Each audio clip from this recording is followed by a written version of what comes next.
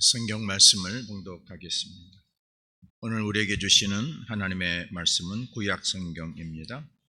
구약 성경 시편 97편 1절에서 12절 말씀, 시편 97편 1절에서 12절 말씀 교독하면서 말씀을 봉독하겠습니다. 여호와께서 다스리시나니 땅은 즐거워하며 허다한 섬은 기뻐할지어다.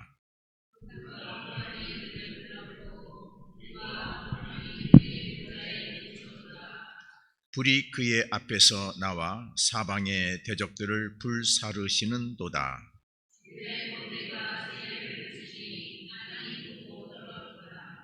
산들이 여호와의 앞 곧 온 땅의 주 앞에서 밀랍같이 녹았도다.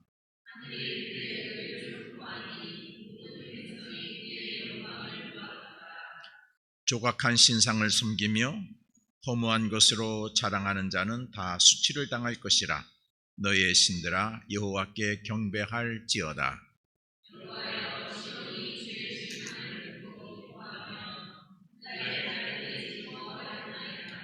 여호와여, 주는 온 땅 위에 지존하시고 모든 신들보다 위에 계시니이다.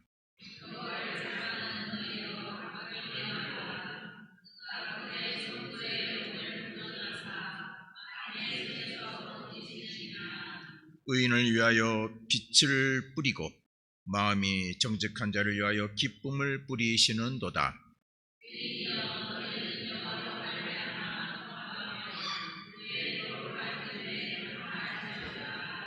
아멘. 할렐루야. 오늘 우리 가정주일로 지킵니다. 제단에 나와서 하나님께 제단을 쌓고 예배드리시는 여러분, 그리고 있는 처소에서 제단을 쌓고 하나님께 예배드리시는 교우 여러분, 오늘 하나님께서 여러분의 예배를 받으시고 예비하신 은혜와 은총과 복을 충만하게 내려주시기를 간절히 기원합니다.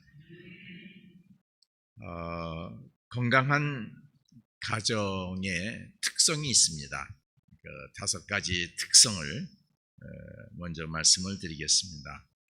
건강한 가정에 5가지 특성이 있는데, 첫째는 구심점이 있습니다. 그래서 건강한 가정은 구심점이 있습니다. 구심점이 없는 가정은 물에 밥 말아 놓은 것처럼 응집이 없고 자기 각자의 삶을 삽니다. 그 구심점을 중심으로 해서 가르침이 있고 공통의 지향점이 있습니다. 그리고 구심점을 중심으로 그 옳고 그름에 대한 인식을 가르치죠. 그래서 비록 나이가 어린 아기일지라도 아닌 것은 아니라 잘한 것은 칭찬하고 있어야 됩니다. 요즘 가정에서는 아이가 귀하니까 뭐든지 다 칭찬합니다. 그래서 제재가 없어요. 그래서 본인이 행하는 행동은 다 완전한 줄로 어렸을 때부터 인식이 됩니다. 3살 버릇이 80까지 간다 하는 말이 있는데, 이 어린 아이 때 인식된 그것은 평생을 가지요. 그래서 자라나서 사회가 구성되는 유치원이나 초등학교나 사회에 나가서 자신의 생각에 다른 의견을 대면은 용납을 못합니다. 분노하죠. 내가 지금까지 내 생각이 다 옳았고 다 칭찬해줬고 다 받아줬는데 왜 당신은 그래? 이게 안 되는 거예요. 평생 그렇게 살아요. 자기 고집으로만 살아요. 그래서 이 가정의 특성 중에 하나가 구심점에서 가르침이 있고 또 옳고 그름에 대한 인식을 가르치는 것이죠. 또 구심점을 통해서 그 가족의 의식과 전통, 그런 것들을 만들어 갑니다. 그래서 그 가정마다 가지고 있는 그 고유한 전통이 있어요. 의식이 있어요. 가문이라 그러죠. 그리고 이 구심점 중에 하나가 뭐가 있느냐 그러면은 종교가 있죠. 공통적인 종교가 있습니다. 그래서 건강한 가정에는 식구들이 같은 종교를 가지고 있습니다. 건강한 가정의 두 번째 특성은 소통과 균형이 있습니다. 그래서 서로가 의사소통이 돼요. 어떤 때는 말을 하지 않은 무건이지만은 소통을 할 수가 있어요. 그래, 괜찮아. 용기를 가져. 그럴 수 있어. 남이 뭐래도 나는 너를 믿어. 하는 그런 소통이 있고 상대방의 말을 들어주는 특성이 있습니다. 세상에서는 나에게 이해관계가 되고 나에게 도움되는 얘기는 들어주지만은 내가 좀 부담스럽고 불리한 얘기는 안 들으려고 그러죠. 생각이 다르면은 틀리다고 그래서 싸움이 되죠. 그런데 가족에서는 그렇지 않습니다. 무슨 얘기든지 때로는 하도록 유도해가지고 그 얘기를 들어주죠. 밤새. 의사소통이 있고 상대방의 말을 잘 들어주죠. 그리고 가족 구성원들 간에 균형 잡힌 상호작용이 있습니다. 그래서 나이가 어리다고 많다고 칭해지는 것이 아니라 전부 다 존귀한 존재로. 그래서 균형을 이뤄요. 막내도 첫째도 아기도 어른도 서로 귀한 존재로 균형이 잡혀져 있습니다. 세 번째, 건강한 가정의 특성은 협력과 책임의식이 있습니다. 세상에서는 어떻게 해요? 협력하지 않죠. 상대방의 약점을 들어서 아주 공격해버리죠. 거기는 체면도 없고 도덕도 없고 아무것도 없어요. 내 실리만 챙기면 돼요. 지금의 순간에서 내 걸 취하기 위해서 언제나 두 가지, 세 가지 얼굴로 살고 있죠. 그러나 가족은 그렇지 않습니다. 가정은 어떻게 해요? 협력하죠. 오히려 어려울 때, 힘들 때 다가오는 것이 가족이죠. 책임져 주죠. 내가 책임질게. 내가 해줄게. 너무 걱정하지 마. 그게 가족 구성의 특성이죠. 문제가 생기면은 서로 도와주고 도움을 받고, 그것이 이제 건강한 가정의 특성입니다. 네 번째, 건강한 가정의 특성은 신뢰와 존경이 있습니다. 서로를 신뢰하고 존경심을 갖고 서로의 개인 생활을 존중하죠. 여러분, 사회에서는 신분에 따라서 사람을 차별하죠. 업신여기죠. 돈이 많고 적음에 따라서, 많이 배웠고 안 배웠고에 따라서,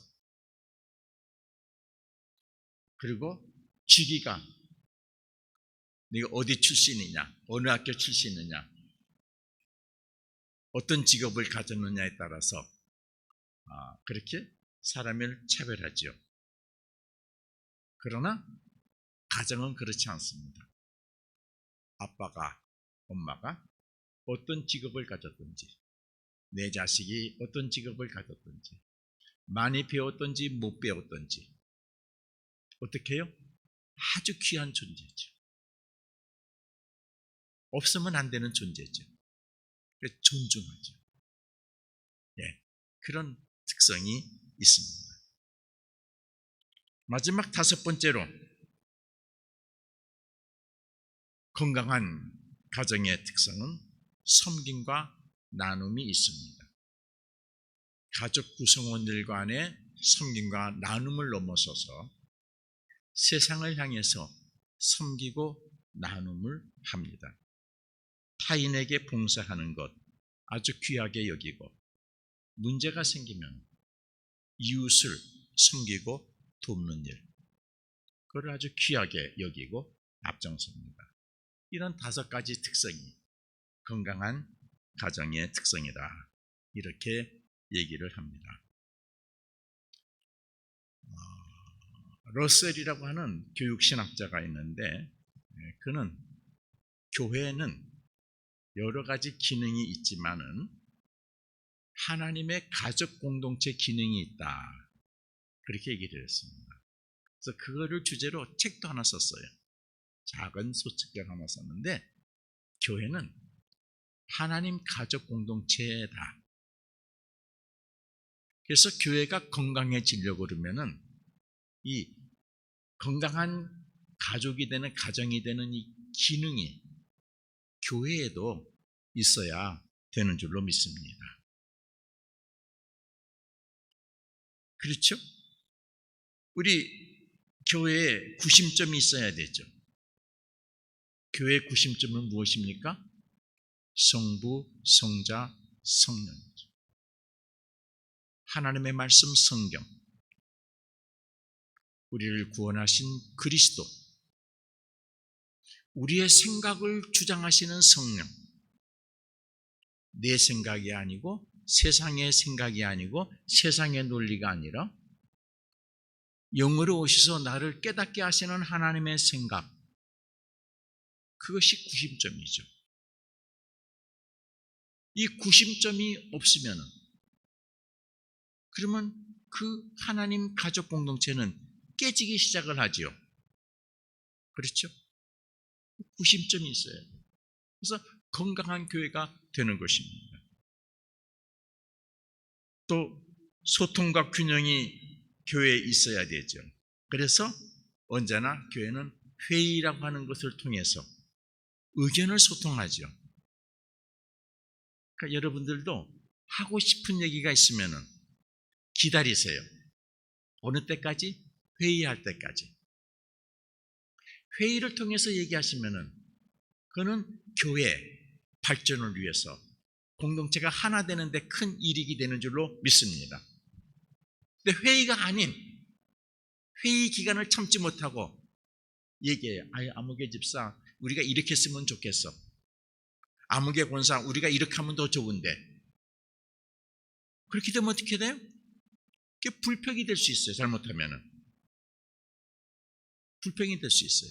여러분 좀 답답하더라도 여러분의 좋은 생각, 또 바꿔야 될 생각이 있으시면은 기다리세요. 어느 때까지? 소통과 균형의 자리를 만들어 드릴 때까지. 아니면 급하면은 우리가 소통과 균형의 자리를 빨리 만듭시다. 긴급회의를 합시다.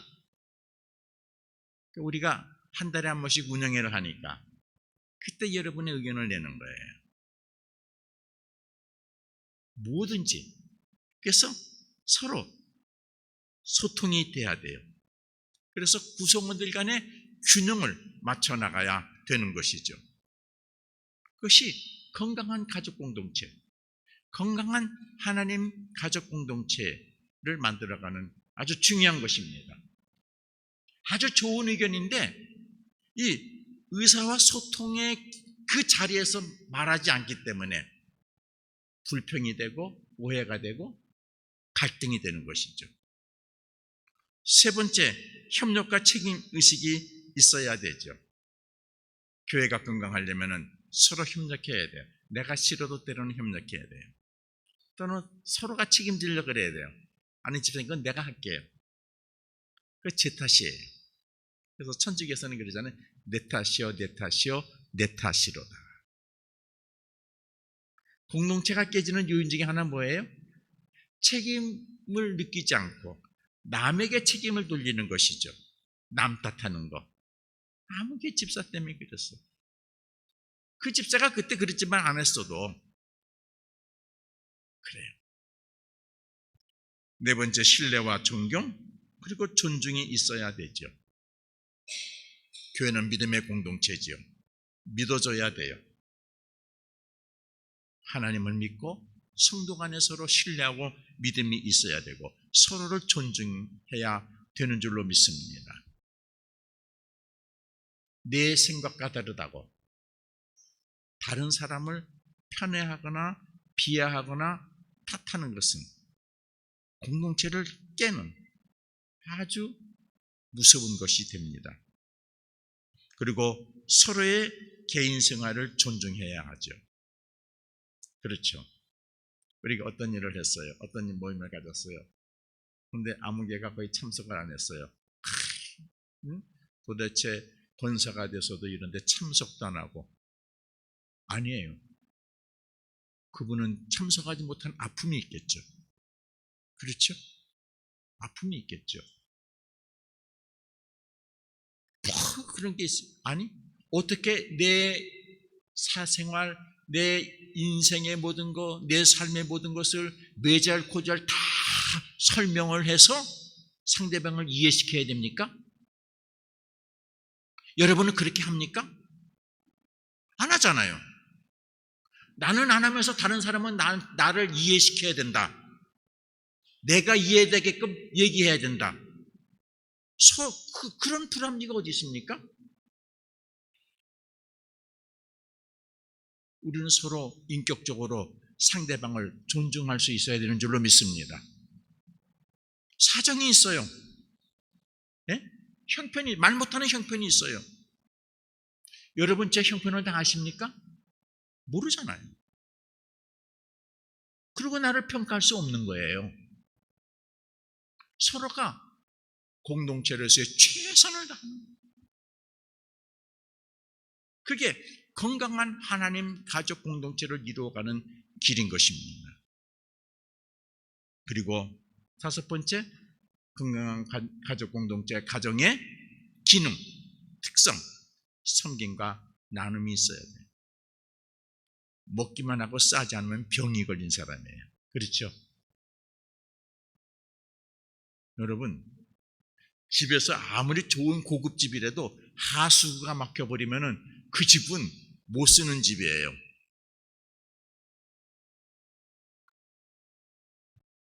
좋은 트랜지스터가 있어요. 거기에는 인코드, 들어가는 코드가 있고 들어가는 것이 나가는 아웃 코드가 있어요.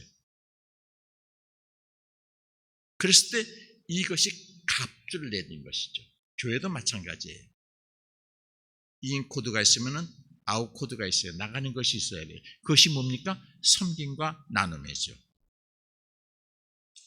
섬김과 나눔을 할 줄 아는 공동체가, 교회가 하나님께서 축복하시고 성장하고 발전하는 교회가 하나님 나라 가족 공동체가 되는 줄로 믿습니다. 여러분, 크게 성장한 우리 한국 교회를 보세요. 우리 한국의 교회가 세계를 섬기고 있어요. 여러분, 세계 우리나라 기업이 가서 열심히 돈을 버는 근거 중에 하나가 뭔 줄 아세요? 우리나라 선교사들이 세계에 들어가서 가난하고 고통당하는 사람들의 아픔을 같이 나누고 그들의 삶을 도우며 그들에게 복음을 전하고 있어요. 그들이 한국을 알아요. 한국을 좋아해요. 우리나라 K-팝 그것이 나가서 아니요. 이미 그 이전에 한국의 선교사들이 몇십 년 전에 나가서 여러분 남이 알아주든 안 알아주든 하나님께서 주신 사명이라고 생각하고 그들에게 섬김과 나눔을 실천한 바탕이 있는 거예요. 네, 가서 한글을 가르치고 한국 노래를 가르치고 복음을 가르치고 그들의 필요를 위해서 우물을 파주고 삶의 터를 마련해주고 그렇게 하는 거예요. 그래서 한국교회 이렇게 발전했어요. 한국 안에서도 큰 교회로 성장한, 처음에는 작지만 큰 교회로 성장한 교회는 뭐가 있어요? 이 5가지 기능이 다 있어요. 아주 중요하게 생각해요. 그리고 뭘 더 중요하게 생각합니까? 구심점과 마지막에 성령과 나눔을 아주 중요하게 생각해요. 제도적으로 그걸 가지고 있어요. 여러분, 하나님의 가족 공동체 이 5가지 기능 중에서 다 100점씩 주면 좋겠는데, 그 중에서 부족해서 만약 빠지는 것이 있다 그러면은 때로는 성령과 나눔도 좀 약해질 수 있고요, 신뢰와 존경도 좀 빠질 수 있고, 그렇죠. 협력과 책임도 제대로 안 할 수도 있어요. 소통과 균형이 잘 안 될 수도 있어요. 그런데 구심점이 빠져버리면 어떻게 되죠? 구심점이 빠져버리면 그 순간 어떻게 해요? 하나님 가족 공동체가 무너져 버리는 거예요. 가정에서도 구심점이 빠져버리게 되면 그 집안은 뭐라 그래요? 모래알 집안이라 그래요. 그렇죠? 교회에서도 구심점이 빠져버리게 되면은요, 순간 하나님의 가족 공동체가 해체되는 거예요. 이단이 되는 거예요. 인간적 종교 집단이 되어버리는 거예요. 우리가 다른 것은 조금씩 부족해도 꼭 필요하지만은, 여러분, 오늘 가정주의를 맞이해서 여러분 마음속에 꼭 새겨야 될 것이 있다고는 뭐예요? 우리 교회는 구심점이 분명히 있어야 된다. 이것이 흔들리면 안 된다 하는 의식을 꼭 가지시기를 바랍니다. 성부 하나님, 성자 예수 그리스도, 성령님,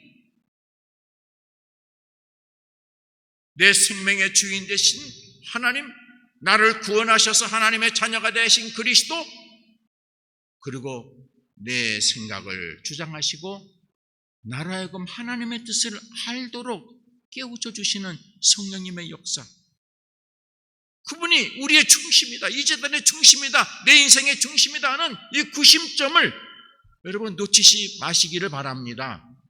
이거를 놓치는 순간 우리는 갓길로 가는 존재가 되는 거예요.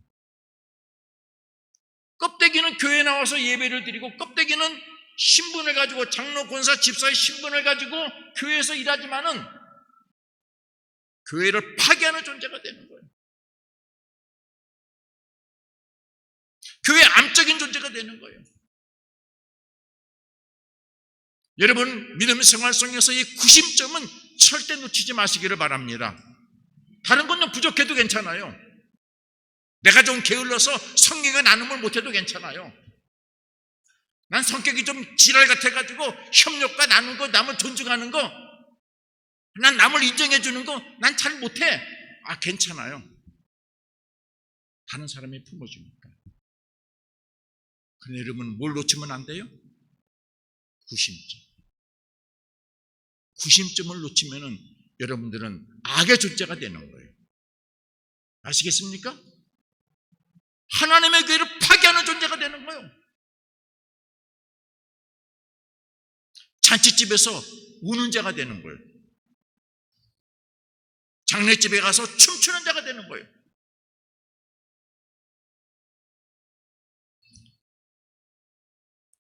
오늘 보면은 교회가 가져야 할 구심점에 대해서 말씀하고 있습니다.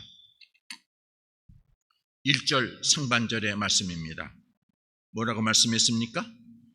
여호와께서 다스리시나니. 한번 같이 해보십시다. 여호와께서 다스리시나니. 그래요. 하나님이 다스리신다. 하나님이 통치하신다.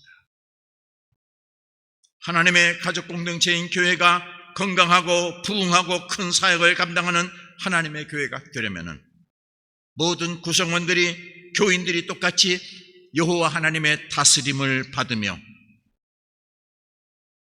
여호와 하나님의 다스림을 받는 것으로 구심점을 갖는 것입니다.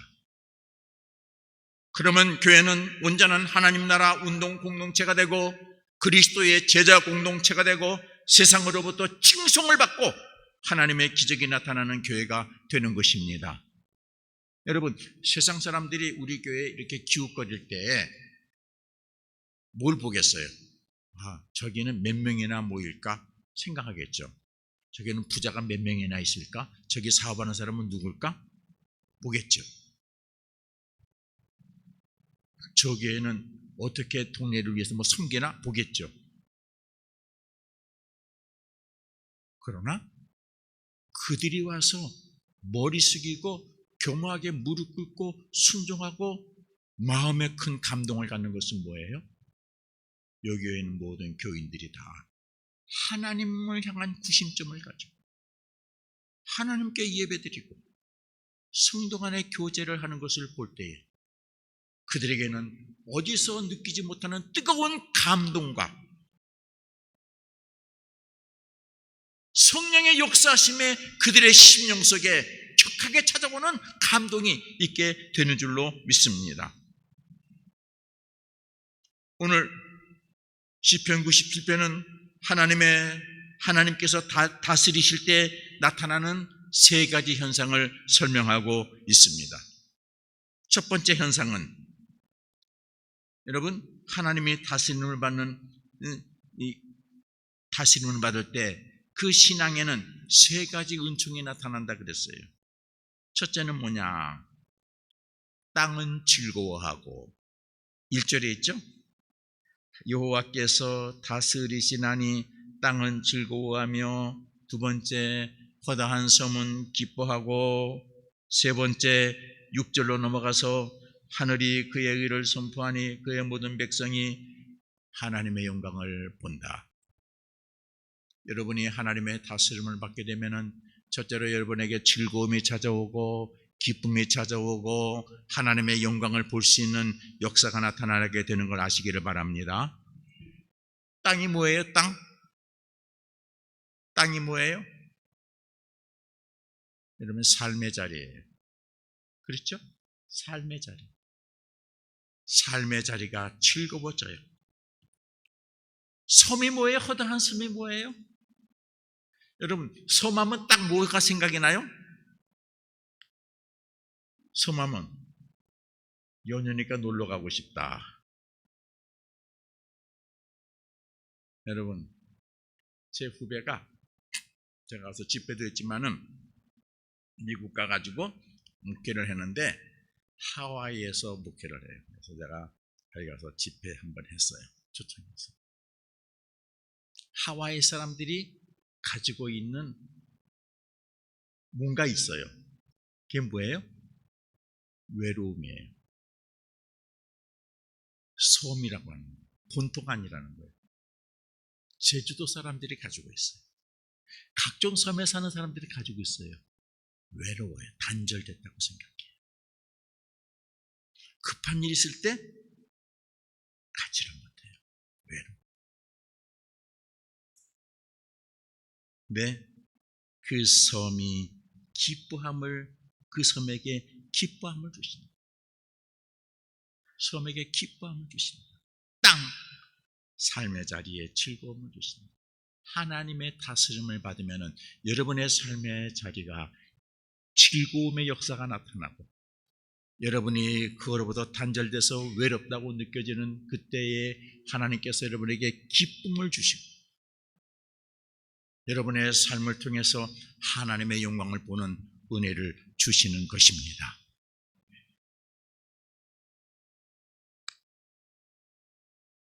즐거움과 기쁨이 되는 근거가 2절 3절에 나왔는데 한 가지는 뭐예요? 의와 공평으로 하나님께서 백성을 다스리기 때문이에요. 의와 공평. 그리고 하나님께서 보호하신다 그랬어요. 3절 5절에 불이 그의 앞에서 나와 사방의 대적들을 불사르고 그의 번개가 세계를 비치니 땅이 보고 떨고 산들이 요압 곧 온 땅의 주 앞에서 밀랍같이 녹아버린다. 하나님께서 지켜주신다. 하나님께서 보호했습니다. 여러분의 삶의 자리를 지켜주시고 보호하신다. 하나님의 다스림을 받으면 하나님의 백성이 하나님의 영광을 본다는 것은 하나님이 하나님의 권능으로 때가 이르러 하나님께서 개입하신다는 것이죠. 그렇죠? 내 힘과 내 역사로가 아니라 하나님께서 친히 역사하심으로 이를 만들어 놓으신다는 것이죠. 이스라엘 민족이 애굽에서 탈출하는 것처럼 모세가 지팡이를 아니 누가 한 거야? 하나님이 역사하신 거잖아요. 하나님의 영광을 보는 것이죠. 두 번째, 하나님의 다스림을 받는 자에게 나타나는 것이 또 하나가 있는데 두 번째는 뭐예요? 첫 번째는 즐거움과 기쁨과 하나님의 영광을 보는 것이고 두 번째는 뭡니까? 2절에 있습니다. 구름과 흑암이 그를 둘렀고 우와 공평이 그의 보좌의 기초로다. 답을 찾아보세요. 뭐예요? 예? 아니에요. 구름과 흑암이 그를 둘렀다. 그게 하나님의 다스림에 나타나는 현상이에요. 구름과 흑암이 그를 둘렀다. 구름과 흑암이 그에게 둘렸거라는 표현이 나타나는데 이 표현은 여러분들이 기억하시겠습니다마는 시내산에서 하나님께서 임하실 때 나타난 현상을 보여주는 것인데 어떻게 해요? 흑암과 구름이 그를 딱 둘렀어요. 모세가 들어가는데 백성들이 보지를 못해요. 그렇죠? 뭐예요? 모른다는 거예요. 보이지 않는다는 거예요. 네? 모세가 하는데 보이질 않는 흑암과 구름과 흑암에 둘러가지고 보이질 않는 거예요. 어떤 성서학자들은 구름과 흑암이 그에게 둘렀거를 이렇게 해석합니다. 하나님이 하신 일은 많은 부분에서 우리가 알지 못하지만은 후에는 알게 된다. 알지 못하는 영역이다. 하나님이 다스리시는 것은 지금 알지 못한다. 지금은 그 순간은 알지 못한다. 근데 하나님께서 역사하시고 난 후에는 그렇구나. 하나님의 은혜입니다. 하나님의 역사이십니다. 나중에 깨닫게 된다는 것이죠. 그걸 여러분 아시기를 바랍니다. 근데 여러분은 욕심이 생기죠. 하나님 다스림 역사가 지금 나에게도 똑같이 분명히 좀 설명을 해서 지금은 요구하는 거니까 그렇게 알고 있어라. 알려주기를 원하시죠. 그렇지 않다는 거예요. 하나님은 그렇게 하나님 다스리실 때는 여러분에게 알리죠. 하나님 역사하실 때는 구름과 흑암으로 가리신다는 거. 왜요? 옛날에 그랬죠. 제사 드릴 때 어른들이 뭐라 그래요? 부정탄다 그러죠. 부정탈까 봐. 여러분의 잘못된 생각으로 흠집 날까 봐. 온전하게 하시기 위해서 흐름과 구름으로 둘러싸신다는 말씀이죠. 어떤 성서학자는 이렇게 얘기했습니다. 그리스도의 왕국의 영광은 이루 헤아릴 수 없으며 세상의 눈으로부터 숨어 있습니다. 따라서 하나님이 친히 계시하시고 우리의 이해의 눈을 열어주시기 전까지는 세상이 하나님의 일을 깨달을 수가 없습니다. 알려주시는 걸 계시라 그러죠. 계시라 그러죠. 여러분, 우리가 하나님의 그 영광스러운 다스림, 우리는 지금 당장 도무지 이해가 안 될 때가 있습니다. 내가 이해가 안 된다고 잘못된 거 아니에요. 내가 이해가 안 된다고 하나님이 역사하지 않는 거 아니에요. 내가 이해가 안 된다고 하나님이 지금 일하지 않는 것이 아니라는 걸 여러분 아시기를 바랍니다. 좀 겸손하세요. 내가 다 이해가 돼야 돼요. 내 생각대로 안 되면 잘못된 것이고 나쁜 것이고. 어떻게 그런 교만이 있습니까? 하나님의 다스리실 때는 구름과 흑암이 둘러싸여 있다고 하는 걸 여러분 아시기를 바랍니다.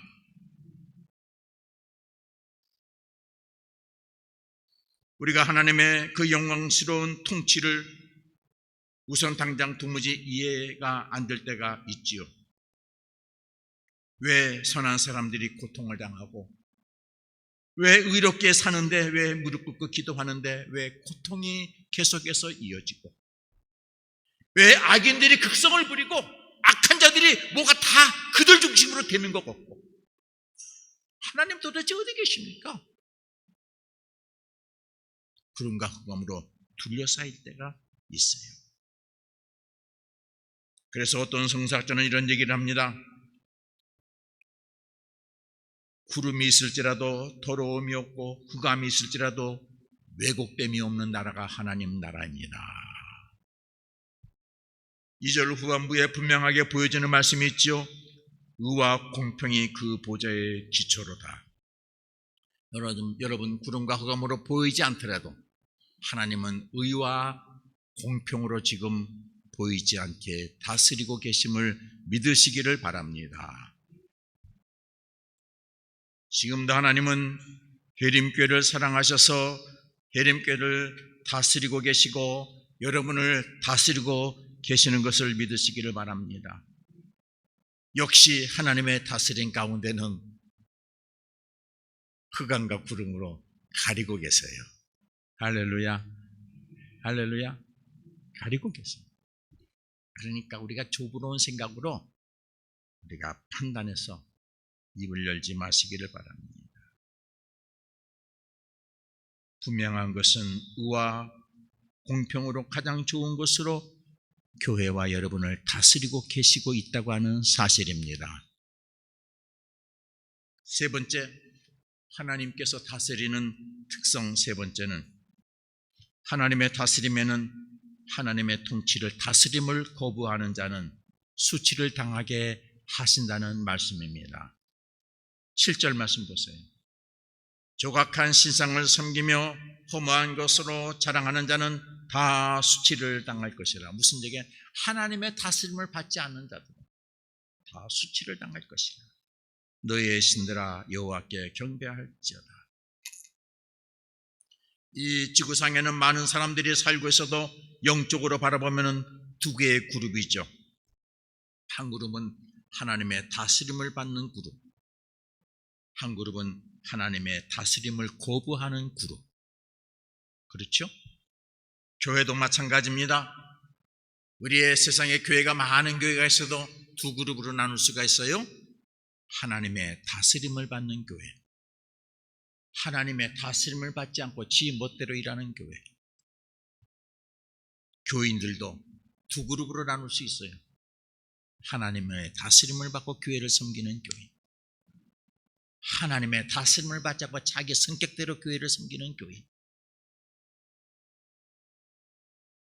좀 더 궁극적으로 바라보면 하나님의 다스림에 순응하는 자, 곧 하나님의 다스림에 자기의 영역을 내어드리는 자는 하나님 통치권 안에 있는 것이고,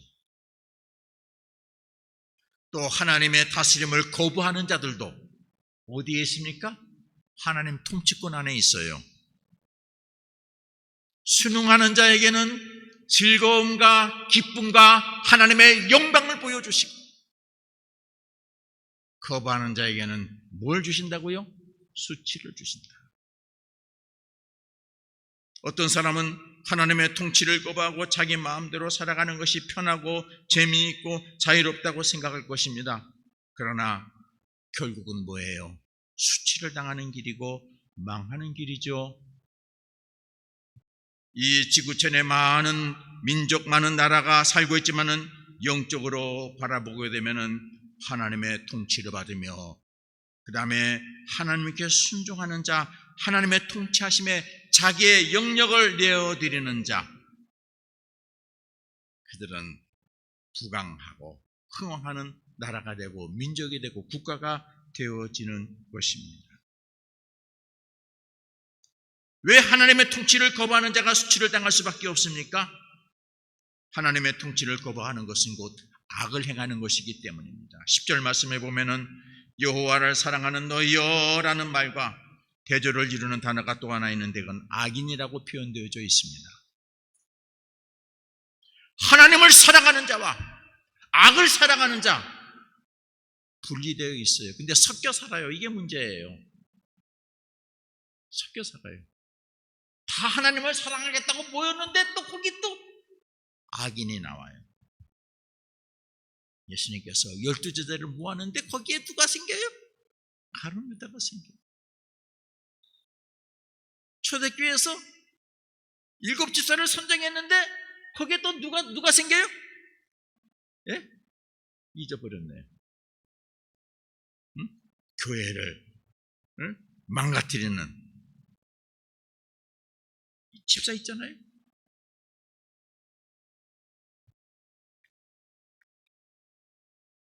그런데 요즘 가슴 아픈 현실이 있습니다. 하나님의 다스림을 거부하는 사람이 분명한데도 불구하고 교회들이 그를 동조하고 그 앞에서 교회가 아부하고 그를 위해서 그가 잘되게 해달라고 기도하고 기도회를 열어주는 하나님의 백성들이 있어요. 교회가 회개할 것이. 교회가 지금 뭘 바라보고 있어요? 내가 지금 하나님을 다스림을 받느냐를 보는 것이 아니라 세상의 부귀영화를 보고 있기 때문에 그래요. 분명한 것은 하나님의 다스림을 받는 자에게는 즐거움과 기쁨과 하나님의 영광을 보는 길이 열려지고 다스림을 거부하는 곳에는 수치를 당하게 하신다는 것입니다. 오늘 가정주일 여러분의 가정이 하나님의 다스림을 받는 가정이 되기를 주의 이름으로 축원합니다. 에림교회가 하나님 가족 공동체로서 구심점을 분명히 갖고 하나님의 다스림을 받는 가족 공동체가 될 수 있기를 주의 이름으로 축원합니다. 기도하겠습니다. 하나님 아버지, 가정주일입니다.